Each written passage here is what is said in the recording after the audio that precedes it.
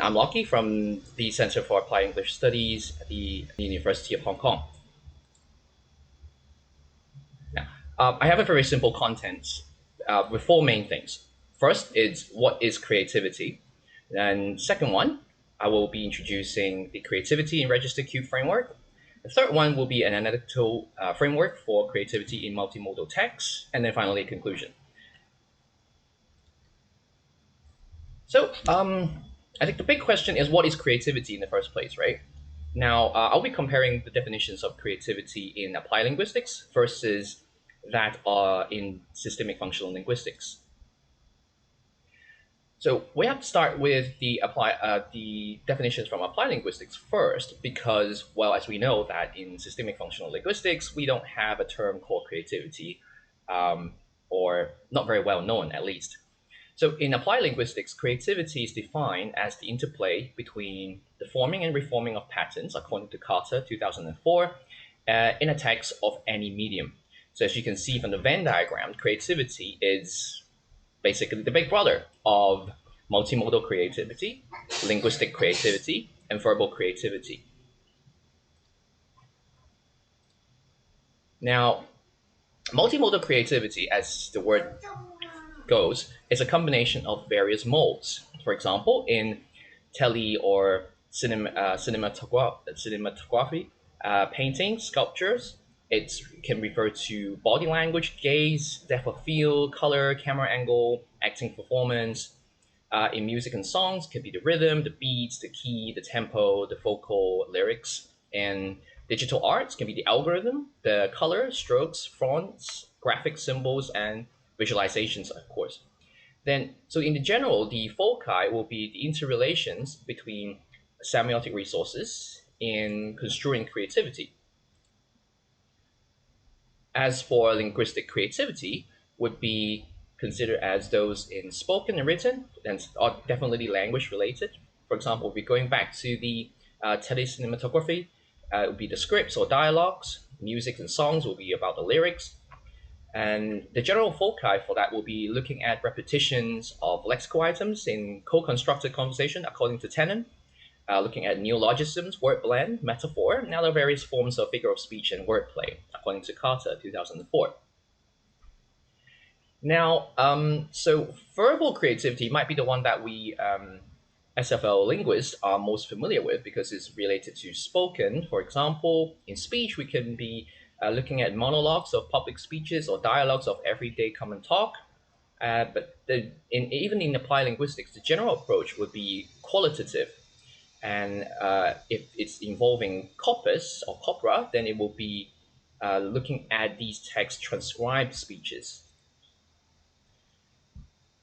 So, what about creativity in SFL? So in SFL, it's not officially defined until a couple of years ago when I did it. So, and it was at least acknowledged by Michael Halliday in his foreword for Carter's book called Language and Creativity: The Arts of Common Talk. So in that part, as you can see in the screen capture, that is exactly Michael Halliday's foreword for that book. And so I quote it here. In this new book, Ronald Carter examines the notion of creativity as it appears in different cultural and historical contexts. So I thought that was quite a good starting point to look at creativity and what it means in SFL. If I'm going to put that applied linguistic definition into SFL, then creativity would be somewhere that it's about something that's about simulgenesis and intertextuality. So in SFL term, if we're looking at figure 2, we can see that these are the time frames of simulgenesis and the relationships in the kind of instantiation. So what creativity would be is that when it is instantiated at the context of situation, and so it has undergone changes brought about by phylogenesis, and then up to ontogenesis, and then up to logogenesis. When it reaches the logogenetic stage, where meanings are being created, reinforced, and even altered by a user's language choices to reach a target audience. So we follow that green arrow up the kind of instantiations. by Matheson's 2010. Also, because mentioned that intertextuality is also involved. So according to Lamke, 1985, we identified that intertextuality as dependence of one text upon another. And so what that means is we can look at then the historical or so-called semiotic history of the often hidden dialogues that is usually engaged in another text or texts, even as a whole discursive tradition, as Halliday and Webster 2009 mentioned. So we're looking at this path that goes up, and we're looking at the semiotic changes, we're looking at the semiotic histories, and we're looking at the dependence of one text upon another one. So we have these few concepts to begin with, but actually, in actual sense, the creativity has not yet been very well defined. Halliday, 1976, talked about anti-language, which was something that's pretty similar to this concept of creativity. Now, I've just included various quotes from his paper. I'm not going to read everything, so I'm just going to leave it the screen for you for a moment. You can have a look at it.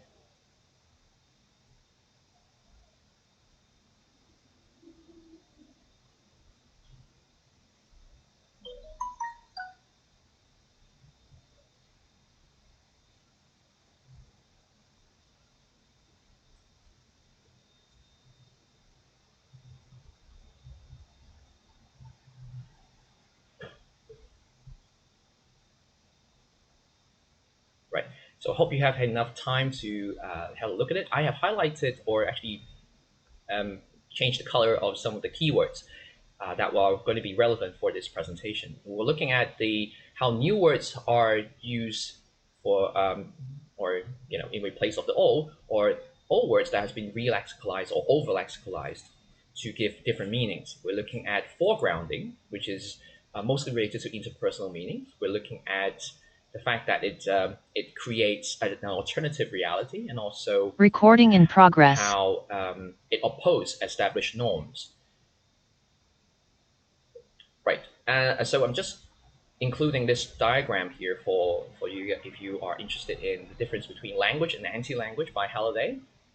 And so as you can see, basically they still merge to an idealized thesis called language, but in fact they operate in very different dimensions, if you like. And according to the quote as well, Halliday mentioned that it is kind of like a metaphorical variance. It's a metaphor for an everyday language that has the metaphorical quality appearing all the way up and down the system, including phonological, grammatical, morphological, lexical, and also perhaps syntactic and semantics, obviously. So it's a metaphorical modes of expression that are the norm for this kind of language or this kind of anti-language. And if we talk about verbal creativity, in the very core, we cannot omit that Hasan has a model for verbal art, and also included figure 4 for you to have a look at it. But basically, Hasan's model is based on literary text, therefore, for example, literature, poems, and so literary text uses second order semiosis, where non-literary texts do not. And therefore, this model is not actually compatible with everything that is non-literary. And that is opposed to Carter's view on creativity, where even common talk or everyday speech can be creative. Right, and so basically that's all the SFO literature that's been covered so far if we want to talk about creativity in applied linguistics. Obviously, then, therefore, research gap is very clear that creativity in spoken language is, according to Carter, is never just a matter of words. And there are possibilities for examining various degrees of creativity. And then that's his comment on talking about multimodality. So Carter knows that the talk about theories and models on creativity in terms of multimodality is missing. According to Halliday and Hasan, their models are good in describing verbal speeches or verbal art, but we're still missing a very solid foundation or theory for that. So SFL really needs a model or framework for describing creativity in general. And what I mean by in general is includes everything verbal creativity, linguistics creativity, multimodal creativity as well. So then I began my project basically a few years ago, and I came up with my analytical frameworks for creativity. In my PhD thesis, I basically started everything from ground up. I had a big corpus, so I need to look at extractions of linguistic creativity to begin with, because words are easy to start. And then from the words, I moved to, or actually, I continue with that work, and then I needed some multimodal frameworks. So I created the Creativity Register Cube framework. And after that, I also needed something for qualitative analysis. So I invented an analytical framework for creativity in multimodal text. And this is a table that basically summarizes all my framework approaches, analysis type, concepts, and inspirations, where I got that from, and my work on these models or frameworks. Today, I'm going to mainly focus on the ones that are related to digital creativity multimodal analysis, DCMA, because they are, well, they are for SFL linguists. As for the corpus linguistics one, I would just leave it for another conference. We'll start with the first one, because I now call it CIRCF in short. Basically, the text type that's involved, it's from the speech, and then I can go to the video and retrieve data. This is a mainly quantitative method. It's multidimensional, focusing on representation, and also on the concept of dimension reductions. Right, and so we start with the first one. It's from interactive speech to video. Like you saw in the table, basically, I started with the idea that came from Carter, his creativity matrix of everyday spoken creativity. Basically, he had the Henkel corpus. He looked at the instances in quantitative term, but when he did the analysis, obviously he had to go for a qualitative approach. So he had this matrix where if you look horizontally, you can see context types and interaction type. If you look down, you can see there is the transactional, professional, socializing, and intimate. And within that, you can see there is like other more minor tasks like informal information provision and collaborative task and collaborative idea. What I actually added in was the second one. I'll come back to this one again. So as I was doing research, I also found that Poynton, 1985, she had this concept called three continua of tenor, which involves power, contact, and affective involvement. And later then I found out it's actually a pre-model of the appraisal by Jim Martin.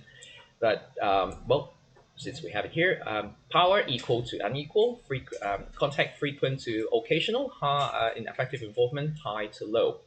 So what that does is what I saw is it really fits into Carter's creativity matrix. And if I look horizontally, I can see an increasing level of equality or power, or decreasing power.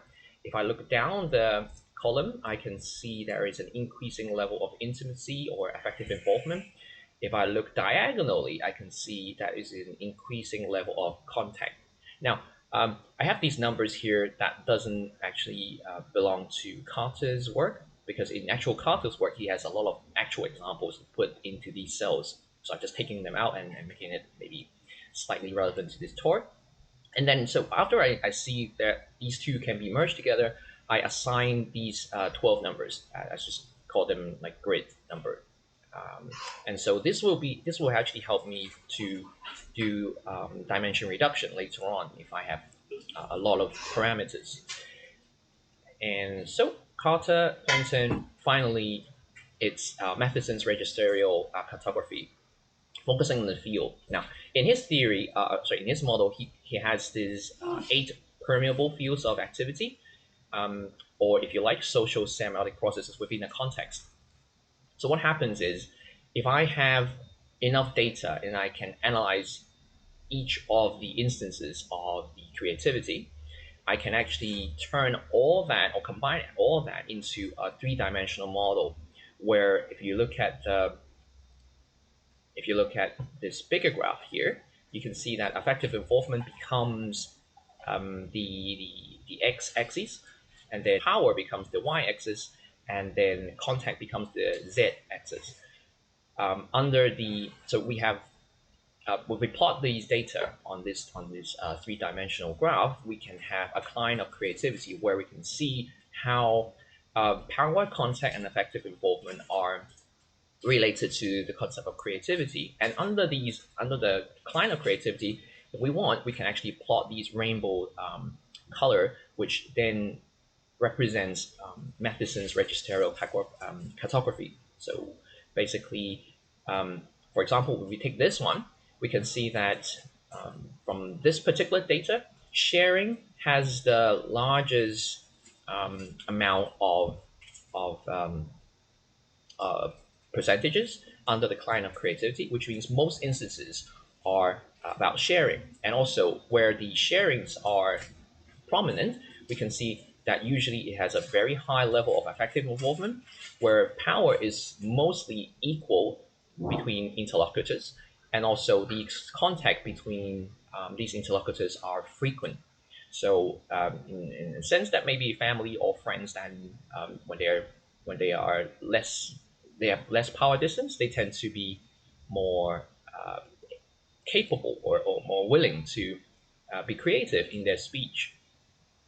So we're still looking at speech, right? But then if we actually have videos, we can actually go from the speech and then look at other things as well. We can look at the locations that they're in, and then we can look at the type of conversations that they're in, and then we can do many parameters and multiple graphical plots, if you like, or generate other representations. But okay, but before that, let's just say, okay, now I am going to just simply plot something that is about social semiotic processes, and we look at percentages. So if we take that, and we can have these different proportions under the client of creativity, we can actually have different sizes for these semiotic processes by the percentages. And then if we also want, we can take another percentage and we can plot into a different or slightly different three-dimensional graph. For this one, we have actually used dimension reduction, because now we put all these numbers into the grid. So we have grid number 1 to grid number 12, and because then they all have their existing numbers, percentages, and percentages represents how often in your corpus or in my corpus that they appear to be creative. And so we can use number 1 to number 12, and then using the size of the sphere to represent the actual sizes, or the actual number on the percentage. So as you can see here, number 6 has the highest percentage of 35.23. And what that means is, in my corpus, or in this particular corpus, then the creativity mostly happen in high equality or collaborative idea, and in the professional settings, if you refer back to the table. And so basically, this is how the dimension is reduced, where we have actual numbers and data, and then later on we transform everything into just a diagram. So it really depends on what you're looking at. You can also have something like this. This is the one that is plotted, or well, not actually plotted, but created, a table that's created based on different talks, different locations where that happens, and also different semiotic, social semiotic processes by the percentages. So just showing various representation and possibilities here using the CIRCF framework. And as well, we can create something like a sunburst diagram, where we can have in the center circle, we can have different conversation type. And then in the next outer or middle outer circle, we have the locations where that happens. And then in the most outer circle would be who these creativity are addressing to. So basically who the creator is and who is the specific target. Now we have all these field and tenor or combined into one form of representation.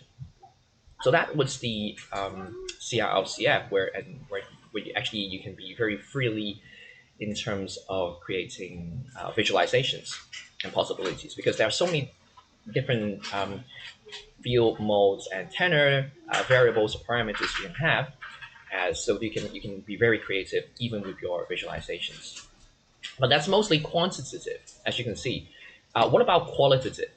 What if I have something like a Twitter feed? In this case, here we have a Twitter tweet by Chase Jarvis, and he has just one line here. Remember, you can't stand out and fit in at the same time with two emojis and then one picture, and presumably taken by him.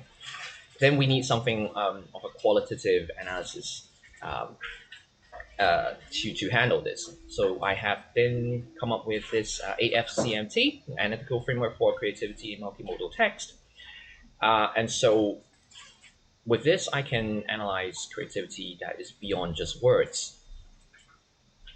Okay, and that's this one. I took the inspiration from, again, Carter and also Halliday, 1967, and I have created something called the IEEE matrix, also the Decline of Creativity Complexity. Right, okay, and now, so what happens is, first we have to identify there is a possibility, or if you like, you have already identified that as an instance of creativity, then you can start. What we do is ask three simple questions.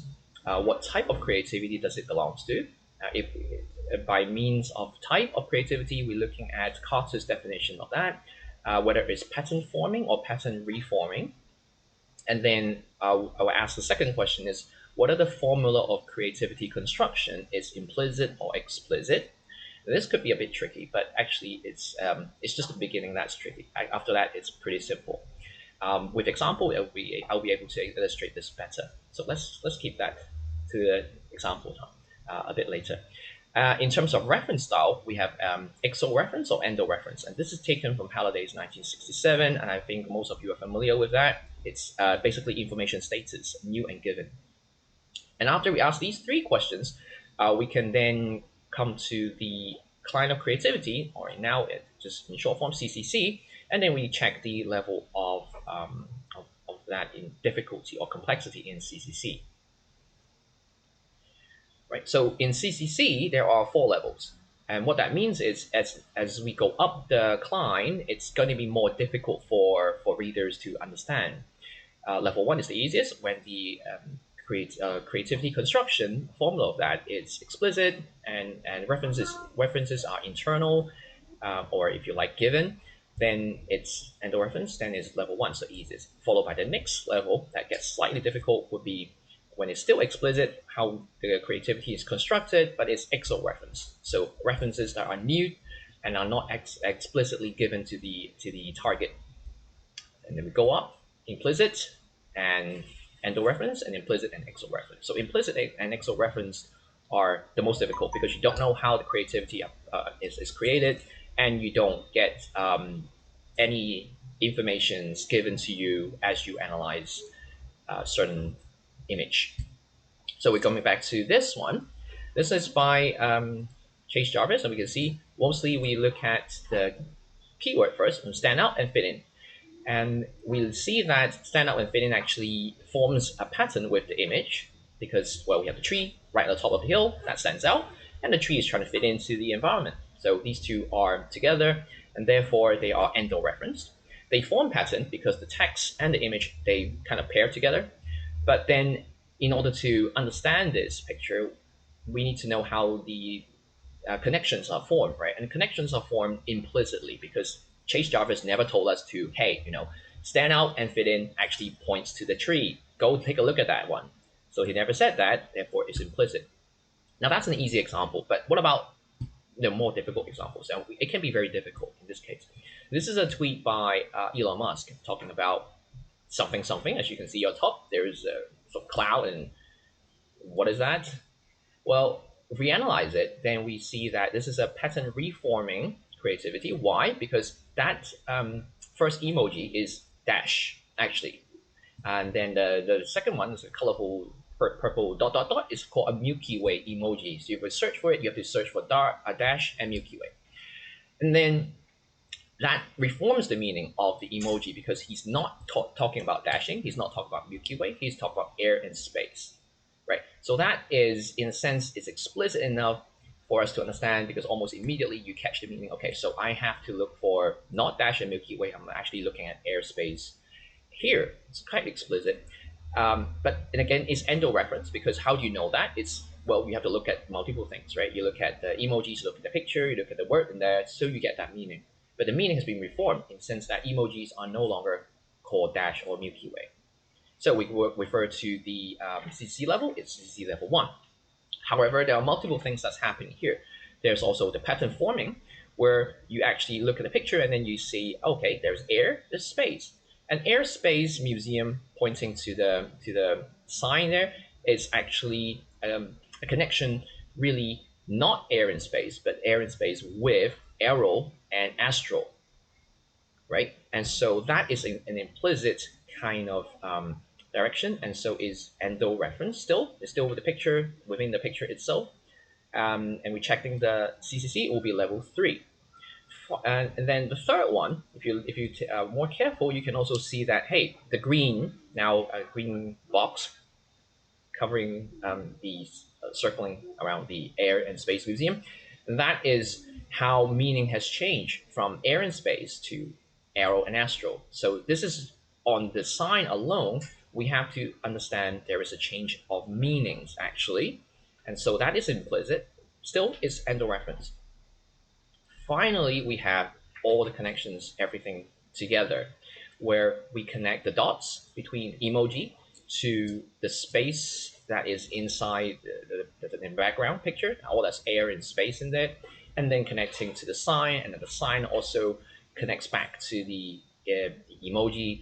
Then we actually come up and say, okay, so this final one will be pattern forming. It forms patterns all across the picture. It's implicit, obviously, because it's never, Elon never told you to look here, look here, look here, look here, and this is what I mean. He never said anything like that. But we find all that information endo-referencing within that one tweet. So here's the conclusion, basically.